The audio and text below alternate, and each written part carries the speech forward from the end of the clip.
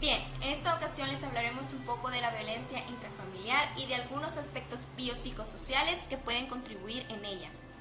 La violencia intrafamiliar es aquella que se da dentro del grupo familiar, ya sea de madre a hijo, de hijo a padre, entre los cónyuges, entre hermanos, entre primos, entre abuelos, en fin, todo lo que está dentro del grupo familiar.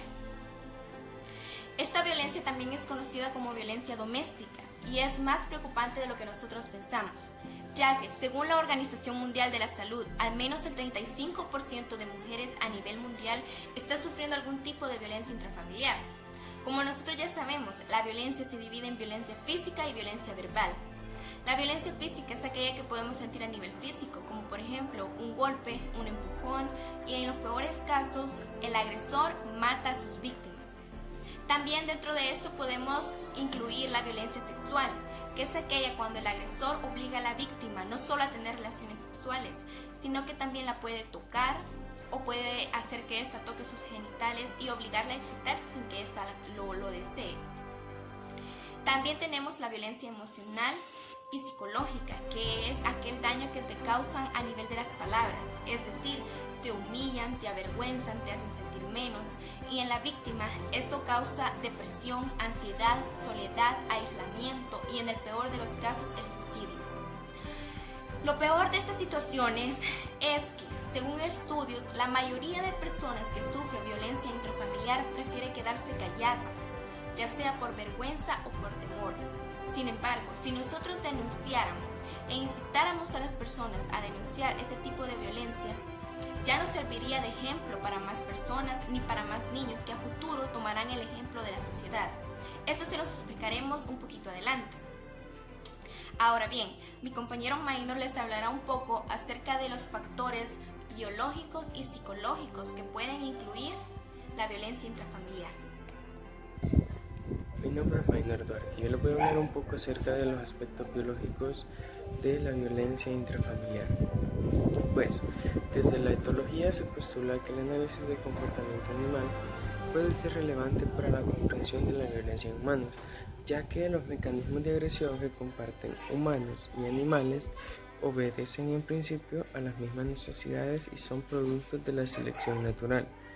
Por ejemplo, herir de gravedad o matar a los otros, lo cual implica comportamientos violentos deliberados, reduce la capacidad de respuesta de los adversarios, permitiendo el acceso y control a los recursos disponibles. Dicha hipótesis es reforzada por las observaciones hechas a tribus como los andamanes, quienes conservan estilos de vida similares a los descritos sobre los grupos de paleóticos. Continuando con las explicaciones biologicistas de la violencia, las evidencias de la epigenética reportan que la falta del gen que codifica a los receptores, por ejemplo 5-HT1A y 5-HT1B del neurotransmisor serotonina, se relaciona con mayor impulsividad. También se ha documentado que una baja expresión de la gen MA-A implica reducción del volumen en el sistema límbico e hiperactividad de la amígdala y del hipocampo durante estímulos emocionales, condición asociada a comportamientos violentos. Bien, hoy hablaremos acerca de los aspectos psicológicos que afectan en la violencia intrafamiliar. Desde una perspectiva conductual, Juárez, Dueñas y Méndez en el año 2006 señalaban que los comportamientos violentos obedecen a los estímulos antes seleccionados por sus consecuencias, variando según la frecuencia, la duración y la forma de presentación, tal que, si estas son positivas, se incrementan o al menos se mantienen el comportamiento violento. Además, la ocurrencia de conductas violentas y las consecuencias asociadas se matizan con aspectos de la víctima y del agresor, como por ejemplo la edad.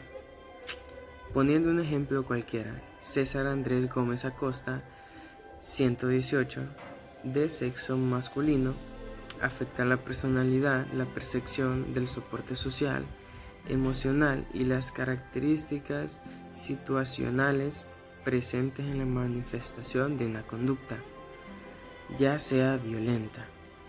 Por otro lado, desde el cognitivismo se postulan guiones violentos aprendidos en la niñez que median la interacción entre los factores biológicos, el entorno físico y el contexto social.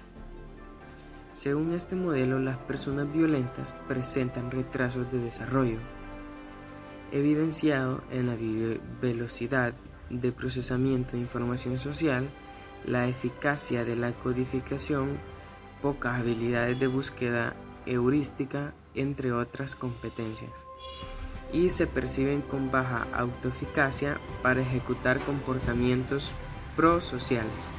También sugiere que estos sujetos probablemente han codificado un mayor número de iones agresivos e interpretan las señales como hostiles. Así, la interpretación de los sucesos ocurridos, la autoeficacia percibida para responder agresivamente en determinada situación de su vida y la comparación de potenciales respuestas frente a los estándares autorreguladores son importantes para la solución de un problema usando la mediación del conflicto o usando la violencia. Además, es evidente que los individuos violentos muestran un deterioro cognitivo muy significativo en atención, memoria y funciones ejecutivas, que explican su dificultad para monitorear y controlar la conducta de una manera más adecuada.